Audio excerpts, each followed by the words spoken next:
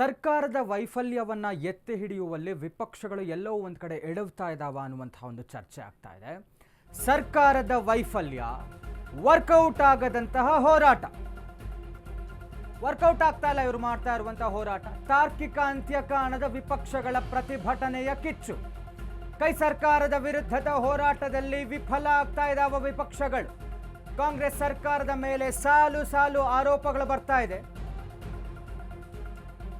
ವಸತಿ ಯೋಜನೆಯಲ್ಲಿ ಮುಸ್ಲಿಮರಿಗೆ ಮೀಸಲಾತಿ ವಿಚಾರ, ಮೀಸಲಾತಿ ಜಟಾಪಟಿ ಮಧ್ಯೆ ಭ್ರಷ್ಟಾಚಾರದ ಬಾಂಬ್. ಕೈ ಶಾಸಕ BR ಪಾಟೀಲ್ ಆಡಿಯೋ ವೈರಲ್ ಆಗಿರುವಂಥದ್ದು. ಹೋರಾಟಕ್ಕೆ ಹಲವು ವಿಷಯಗಳಿದ್ರೂ ವಿಫಲ ಆಗ್ತಾ ಇದ್ದಾವ ವಿಪಕ್ಷಗಳು. ವಿಪಕ್ಷಗಳಾದಂತಹ ಬಿಜೆಪಿ ಮತ್ತು JDS ಆಡಳಿತ ಪಕ್ಷ ಕಾಂಗ್ರೆಸ್ ವಿರುದ್ಧ ಹೋರಾಟ ಮಾಡುವಲ್ಲಿ ಎಲ್ಲೋ ಒಂದು ಕಡೆ ಎಡವ್ತಾ ಇದ್ದಾವ ಅನ್ನುವಂಥ ಚರ್ಚೆ. ಕೈ ತುಂಬ ಅಸ್ತ್ರಗಳಿದ್ರೂ ಕೂಡ ವಸತಿ ಇಲಾಖೆಯಲ್ಲಿ ಆಗಿರುವಂತಹ ಭ್ರಷ್ಟಾಚಾರದ ಒಂದು ಆಡಿಯೋ ವೈರಲ್ ಆಗ್ತಾ ಇದೆ. BR ಪಾಟೀಲ್ ಅವರ ಆಡಿಯೋ, ಆಡಳಿತ ಪಕ್ಷದ ಶಾಸಕ, ಜೊತೆಗೆ ಮುಸ್ಲಿಂ ಮೀಸಲಾತಿ ವಿಚಾರ. ಕೈ ತುಂಬ ವಿಪಕ್ಷಗಳಿಗೆ ಅಸ್ತ್ರ ಇದ್ರೂ ಕೂಡ ಆಡಳಿತ ಪಕ್ಷವನ್ನು ಕಟ್ಟಿ ಹಾಕುವಲ್ಲಿ ಎಲ್ಲೋ ಒಂದು ಕಡೆ ಇವರು ಎಡವುತ್ತಾ ಇದ್ದಾರೆ ವಿಪಕ್ಷದವರು ಅಂತ. ಇವರುಗಳ ಮಧ್ಯೆಯೇ ಒಂದು ಸಾಮರಸ್ಯ ಇಲ್ಲ. ರಾಜ್ಯಾಧ್ಯಕ್ಷರು, ವಿಪಕ್ಷ ನಾಯಕರ ಒಂದಷ್ಟು ಜಟಾಪಟಿಗಳು, ಇತ್ತ JDSನಲ್ಲಿ ನಾಯಕತ್ವದ ಒಂದು ಕೊರತೆ.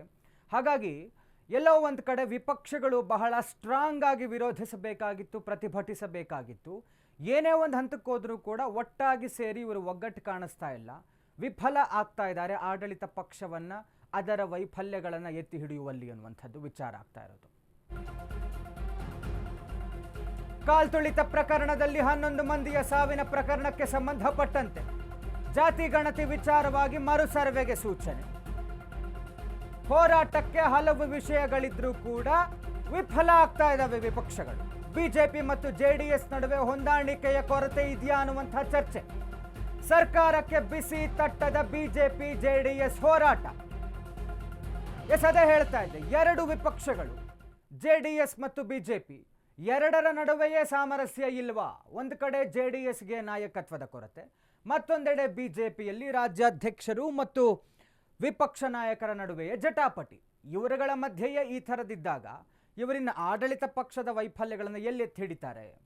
ಇತ್ತೀಚೆಗೆ ಆದಂತಹ ಒಂದಷ್ಟು ಘಟನಾವಳಿಗಳು, ಒಂದು ಕಡೆ RCB ವಿಜಯೋತ್ಸವದ ವೇಳೆ ಆದಂತಹ ಕಾಲ್ತುಳಿತ ಪ್ರಕರಣ, ಇದೀಗ ಮುಸ್ಲಿಂ ಮೀಸಲಾತಿ ವಿಚಾರ, ಜೊತೆಗೆ ಈಗ ಆಡಳಿತ ಪಕ್ಷದ ಶಾಸಕರ ಆಡಿಯೋ ವೈರಲ್ ಆಗ್ತಾ ಇರುವಂಥದ್ದು.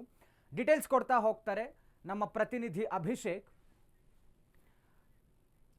ಅಭಿಷೇಕ್. ಎಲ್ಲೋ ಒಂದು ಕಡೆ ವಿಪಕ್ಷಗಳಾದಂತಹ JDS ಮತ್ತು ಬಿಜೆಪಿ ಆಡಳಿತ ಪಕ್ಷವನ್ನು ಕಟ್ಟಿ ಹಾಕುವಲ್ಲಿ ಎಡವ್ತಾ ಇದ್ದಾವ ಅಂತ ಬೇಕಾದಷ್ಟು ಅಸ್ತ್ರಗಳು ಅವ್ರ ಕೈಯಲ್ಲಿತ್ತು. RCB ವಿಜಯೋತ್ಸವದ ಕಾಲ್ತುಳಿತ ಪ್ರಕರಣ ಇರಬಹುದು, ಮುಸ್ಲಿಂ ಮೀಸಲಾತಿ ವಿಚಾರ ಇರಬಹುದು, ನಿನ್ನೆ ಆದಂತಹ ಕಾಂಗ್ರೆಸ್ ಪಕ್ಷದ ಶಾಸಕರ ಆಡಿಯೋ ವೈರಲ್, ಭ್ರಷ್ಟಾಚಾರದ ಆಡಿಯೋ ವೈರಲ್ ಆಗಿರುವಂಥದ್ದು. ಇಷ್ಟೆಲ್ಲ ಅಸ್ತ್ರಗಳಿದ್ರೂ ಎಲ್ಲೋ ಒಂದು ಕಡೆ ಸಮನ್ವಯ ಕೊರತೆ ಇದೆಯಾ ಬಿಜೆಪಿ ಮತ್ತು JDSನಲ್ಲಿ? ಆದ ಕಾರಣ ಆಡಳಿತ ಪಕ್ಷವನ್ನು ಕಟ್ಟಾಕಕ್ಕಾಗ್ತಾ ಇಲ್ವಾ ಅನ್ನುವಂಥದ್ದು ಡೀಟೇಲ್ಸ್ ಕೊಡೋದಾದ್ರೆ. ಖಂಡಿತ ಸಂತೋಷ್, ಒಂದು ಕಡೆ ಏನು ಕಾಂಗ್ರೆಸ್ ಸರ್ಕಾರ ಆಡಳಿತಕ್ಕೆ ಬಂದಾಗಿನಿಂದಲೂ ಕೂಡ ಏನು ಸದ್ಯಕ್ಕೆ ಆ ಒಂದು ಸಮಯದಲ್ಲಿ ರಾಜ್ಯದಲ್ಲಿ ಇರ್ತಕ್ಕಂತ ಬಸವರಾಜ ಬೊಮ್ಮಾಯಿ ಅವರು ಆಗಿರ್ಬೋದು, ಕುಮಾರಸ್ವಾಮಿ ಆಗಿರ್ಬೋದು, ಸರ್ಕಾರಕ್ಕೆ ಒಂದಷ್ಟು ಚಾಟಿ ಏಟನ್ನ ಬೀಸುವಂತ ಒಂದು ಪ್ರಯತ್ನವನ್ನ ಮಾಡ್ತಾರೆ. ಅದರಲ್ಲೂ ಕೂಡ ಮುಖ್ಯಮಂತ್ರಿಗಳ ಕಚೇರಿಯಲ್ಲಿ ಅಧಿಕಾರಿಗಳ ವರ್ಗಾವಣೆ ವಿಚಾರವಾಗಿ ಪೆನ್ ಡ್ರೈವ್ ಒಂದು ಏನು ದಾಖಲೆ ಸಮೇತ ಬಂದು ವಿಧಾನಸೌಧದಲ್ಲಿ ಬಿಡುಗಡೆ ಮಾಡ್ತೀನಿ ಎಂಬಂತ ಒಂದು ಏನು ವಾದ ಇದೆ. ಅದು ಒಂದಷ್ಟು ಸರ್ಕಾರವನ್ನ ಇಕ್ಕಟ್ಟಿನಲ್ಲಿ ಬಿಗಾಡಿಸುವಂತ ಒಂದು ಪ್ರಮುಖ ಅಸ್ತ್ರ ಆಗಿತ್ತು.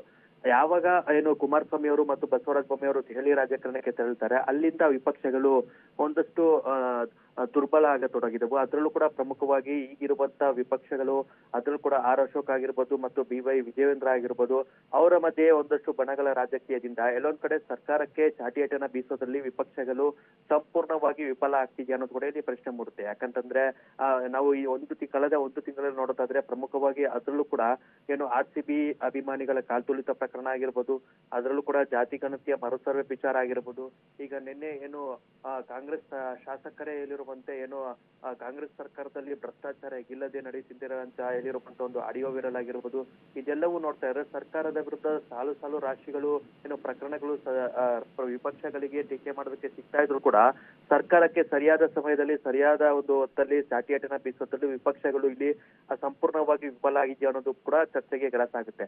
ಅದರಲ್ಲೂ ಕೂಡ ಏನು ಬಿಜೆಪಿ ಮತ್ತು ಜೆಡಿಎಸ್ ನಾಯಕರ ಜೊತೆ ಸಮನ್ವಯದ ಒಂದು ಕೊರತೆ ಏನಿದೆ ಅದರಲ್ಲೂ ಕೂಡ ಇಲ್ಲಿ ಪ್ರಮುಖವಾಗಿ ಎದ್ದು ಕಾಣ್ತಾ ಇದೆ. ಹೀಗಾಗಿ ಮುಂದಿನ ದಿನಗಳಲ್ಲಾದ್ರೂ ಸರ್ಕಾರಕ್ಕೆ ಸರಿಯಾದ ರೀತಿಯಲ್ಲಿ ಚಾಟಿಯಟನ್ನ ಬೀಸಿ ಸರ್ಕಾರ ಮಾಡುವಂತ ಸರ್ಕಾರದ ವೈಫಲ್ಯಗಳನ್ನ ಎತ್ತಿ ಹಿಡಿಯುವಂತ ಒಂದು ಕೆಲಸ ವಿಪಕ್ಷಗಳಿಂದ ಆಗುತ್ತಾ ಅನ್ನೋದು ಕೂಡ ಕಾದ್ ನೋಡ್ಬೇಕಾಗುತ್ತೆ. ಇದಾಗ್ಲೇ ಜೆಡಿಎಸ್ ನ ನಾಯಕರಾಗಿರ್ಬೋದು ಮತ್ತು ಬಿಜೆಪಿ ನಾಯಕರಾಗಿರ್ಬೋದು ಸಮನ್ವಯದ ಸಭೆ ನಡೆಸುವಂತೆ ಹಲವು ಬಾರಿ ಒತ್ತಾಯ ಹಾಕಿದ್ರು ಕೂಡ ಎಲ್ಲೋ ಒಂದ್ ಕಡೆ ದೆಹಲಿ ರಾಜಕಾರಣದಲ್ಲಿ ಮಗ್ನರಾಗಿರ್ತಕ್ಕಂಥ ಕುಮಾರಸ್ವಾಮಿ ಅವರಾಗಿರ್ಬೋದು, ಜೊತೆಗೆ ಒಂದಷ್ಟು ಪ್ರಭಾವಿ ನಾಯಕರಾಗಿರ್ಬೋದು ಸಮನ್ವಯದ ಸಭೆ ಯಾವಾಗ ಮಾಡ್ತಾರೆ ಅನ್ನೋ ಕೂಡ ಒಂದಷ್ಟು ಕಾರ್ಯಕರ್ತರಾಗಿರ್ಬೋದು ಮತ್ತೆ ರಾಜ್ಯ ನಾಯಕರು ಕೂಡ ಎದುರು ನೋಡ್ತಿರುವಂತದ್ದು.